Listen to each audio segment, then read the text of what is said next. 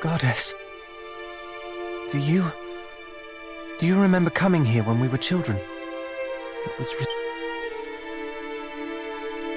flowers as far as the eye could see, shining marble from ceiling to floor. The Queen, so beautiful, before her untimely passing. Now all that remains is this. I never imagined for a moment that the devastation would be so extreme. This is too much. We can but pray that the king and the princess escaped in time. Come, let us explore further.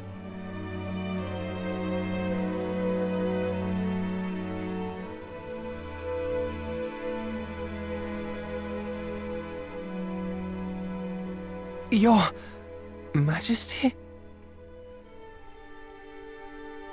How so?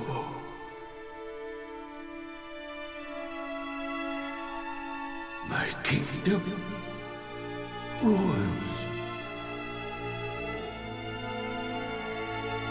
Your Majesty, we are here.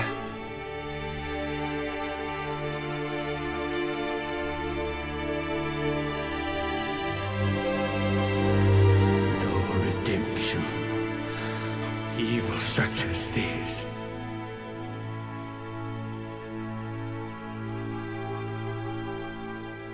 Daughter, my beloved daughter, I beg of thee, live.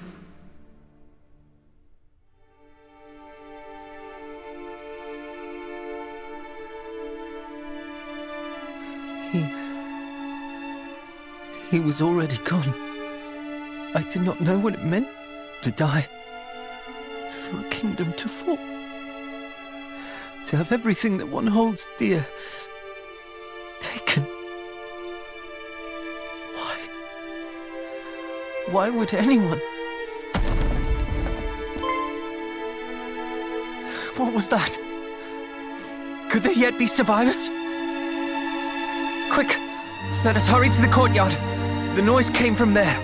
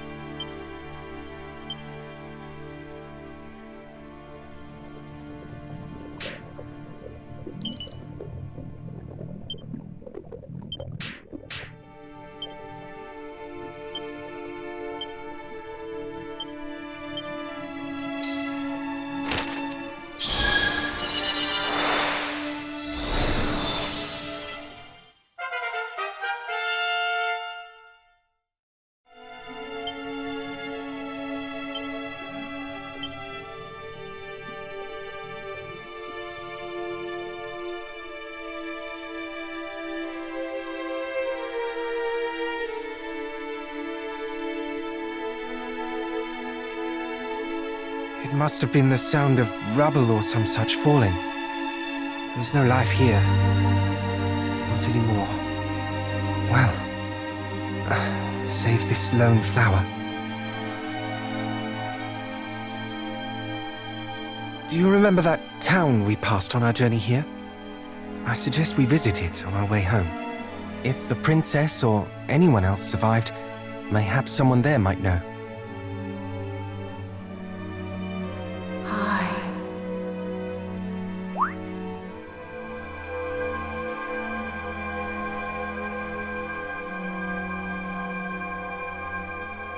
High east to the shrine.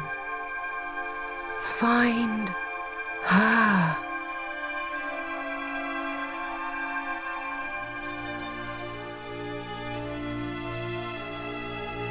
Well, that clearly was not the king.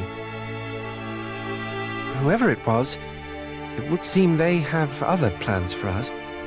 A shrine to the east, was it? It is the rummest thing, though. I am certain I have heard that voice before. I just cannot place it. But what I do know is that our quest is not done yet. Eastwards we go. I knew you would agree. You feel it too. Anyhow, let us take our leave. I would fain be gone from this mournful place.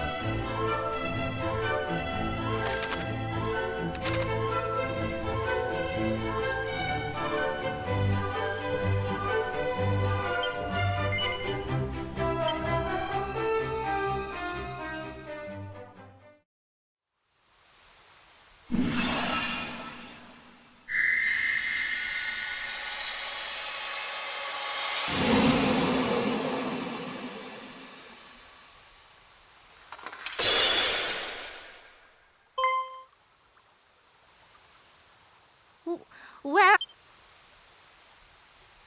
Cousin Middenhall? Cousin Princess! Praise the Almighty! But why are you... And why am I... Well, Moonbrook was attacked, and... But of course, countless fiends have set upon the castle. Father needs my help. Quickly, cousins, we must hide to Moonbrook's defense. Wherefore do you tarry so? We are but recently returned from the castle, or what remains of it. We found no survivors. This cannot be. Oh, my apologies. I seem quite unable to stand. There is nothing to apologize for. You have been through so much. You must rest. Come, we will carry you.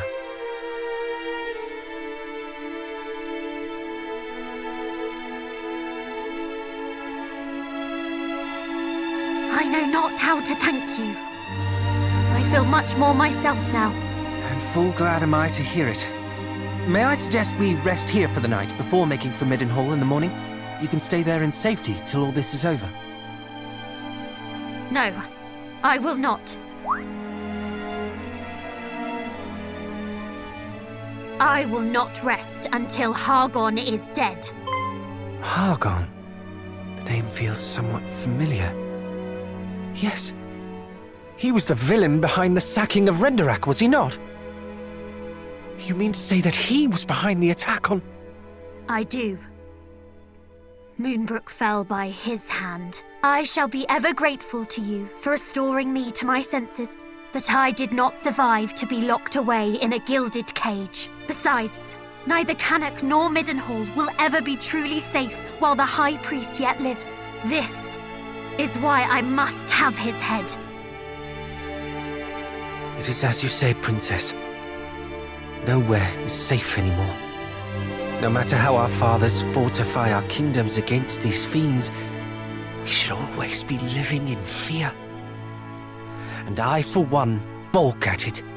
Don't you, cuz?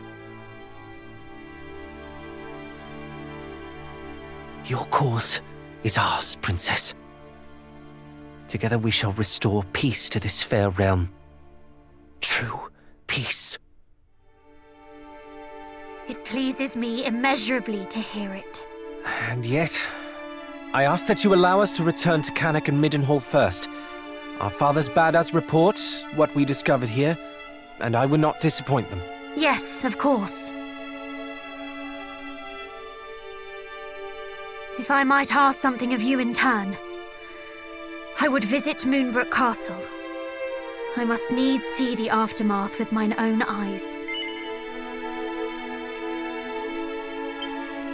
For now, I think it best we all get some rest while we can. We have much to do on the morrow.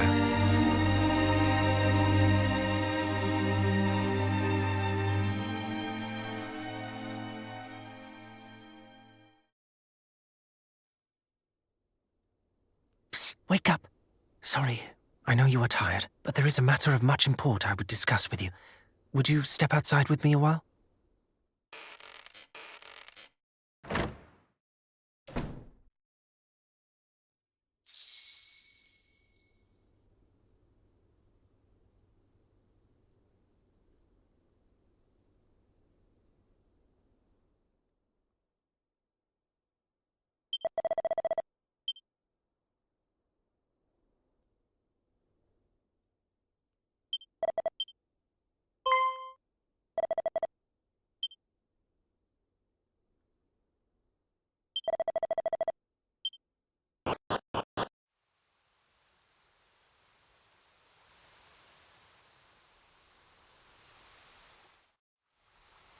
My apologies. I did not want to risk the princess overhearing us. I've been thinking. We are all three of us descended from the hero of legend, are we not? And come the morrow, we embark upon a quest to end the ambitions of the fiendish High Priest Hargon. At first I deemed it destiny. We three scions of Erdrick striving together for the same cause. Yet the more I thought upon it, the more my doubts grew. As the matter stands, we do not fight for the same cause she does.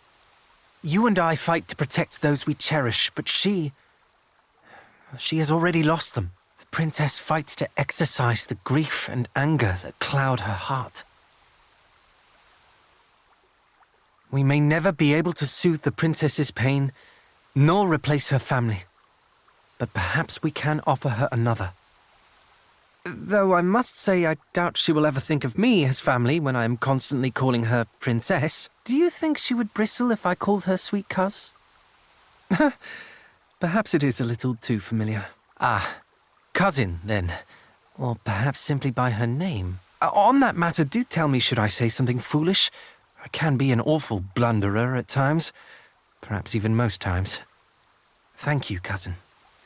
We two make a fine team, and so shall we three.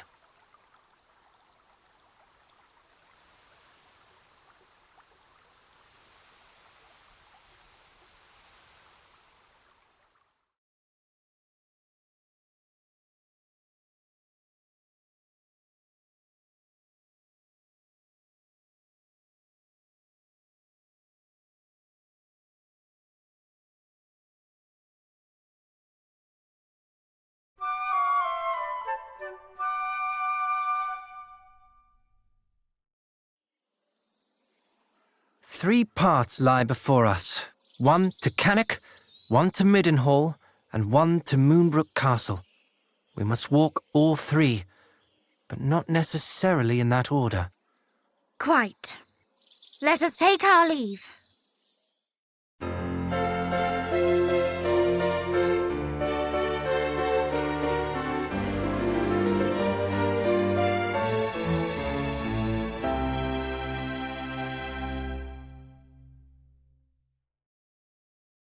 Just a moment.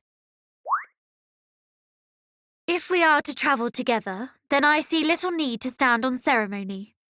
Pray, call me cousin. Or, if you would rather, sweet cuz.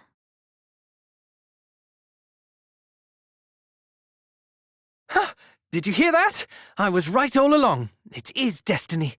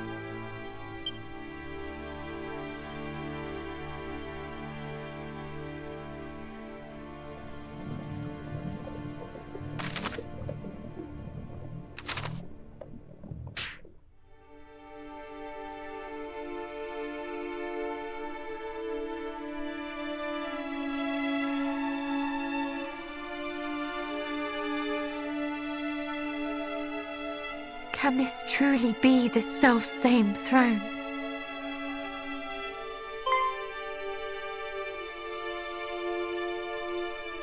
Is aught the matter? My father kept the mark of Moonbrook here, the emblem of the crown, but it is gone. What? You do not mean the monster stole it? I cannot say for certain, though I can think of no other explanation. Princess!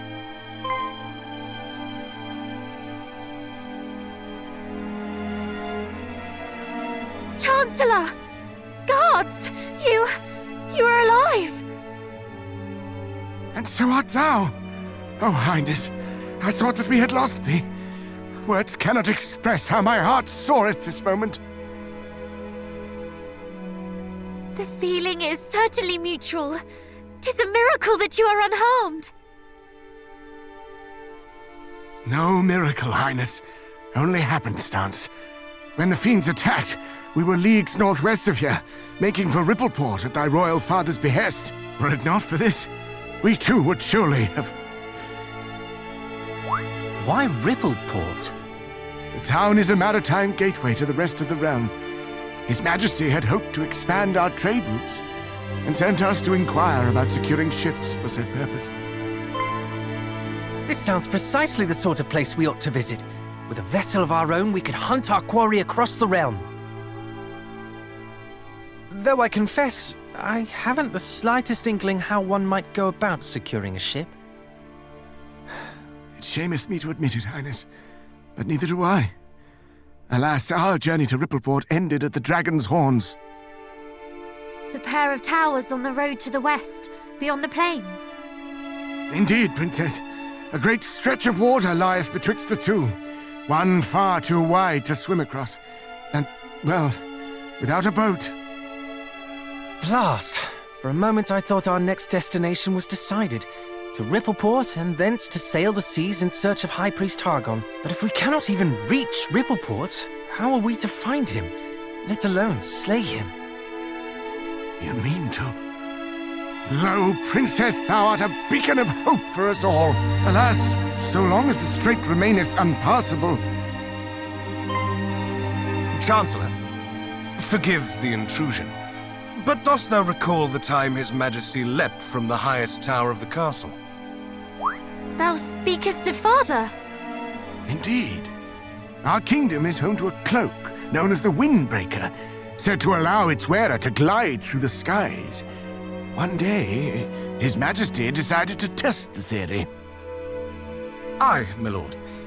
If thou rememberest, His Majesty came down leagues from the castle, and so I thought, if one were to leap from the top of the dragon's horns wearing the Windbreaker, one might yet reach the far bank. An inspired proposal. Though, wherefore didst thou neglect to share this when we were by the towers? For that we did not have the Windbreaker with us, my lord. And furthermore, for that I feared how an aerial voyage might bear upon thine aged frame. Ah, yes, well... The princess and her companions, however, should have no such concerns. We shall use this Windbreaker to soar across the strait to Rippleport, shall we not?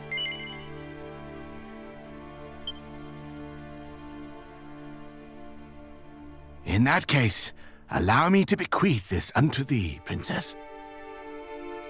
There lieth a tower to the southeast, known as the Pillar of the Winds. It houseth the Windbreaker that was once thy father's. This key will grant thee entrance.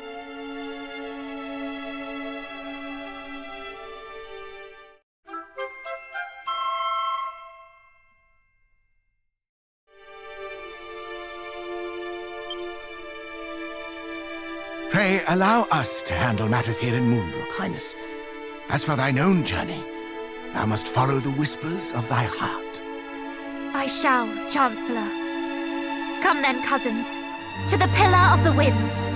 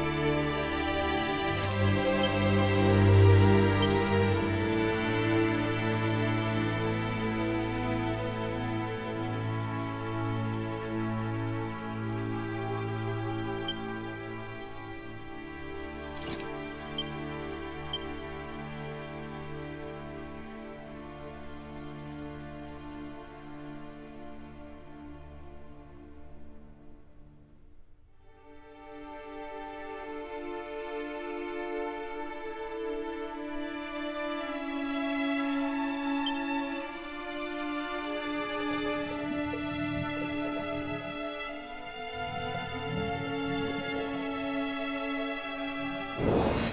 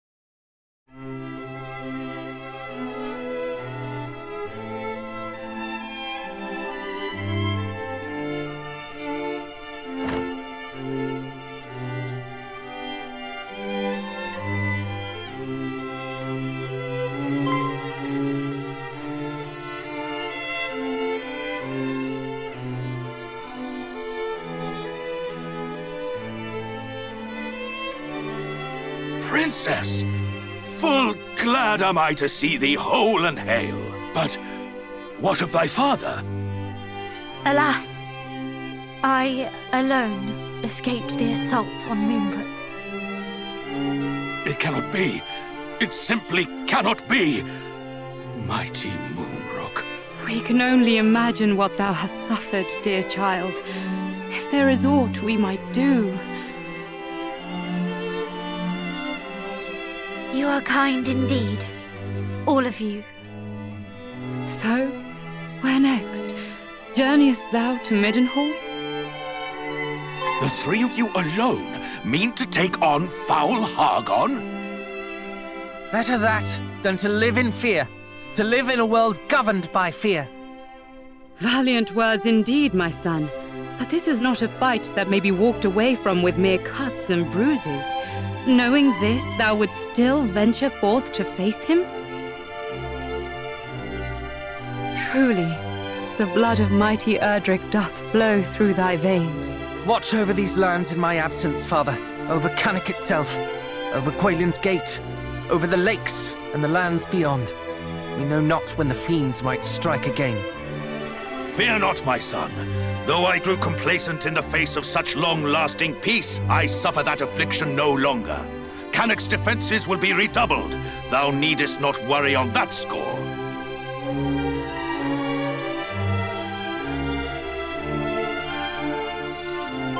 One more thing before we depart. The monsters we encountered spoke of sigils. It seems they seek them out. Know you of what they might be? Sigils? Did they mean perhaps the 5 great symbols of power made so long ago by mighty Erdrick? I have heard tell of these. Though they seem to the naked eye as mere stones, they impart great power upon those who wield them. Power destructive and redemptive both. But why should the monsters be at such pains to acquire them? Do they covet that self-same power, perhaps? We can only guess. As to the fiend's motive, and alas, as to the whereabouts of the sigils. For it is not known where or in whose keeping mighty Erdrick left them. But wheresoever they may be, they cannot be suffered to fall into the hands of those who would use them for evil. And if Hargon's minions do indeed mean to make them their own, then in seeking them out, perhaps Hargon too might be found. Perhaps indeed. We shall endeavor to discover all that might be known about them. One last thing before thou departest. This will make proof of thy bloodline to any who might seek such proof.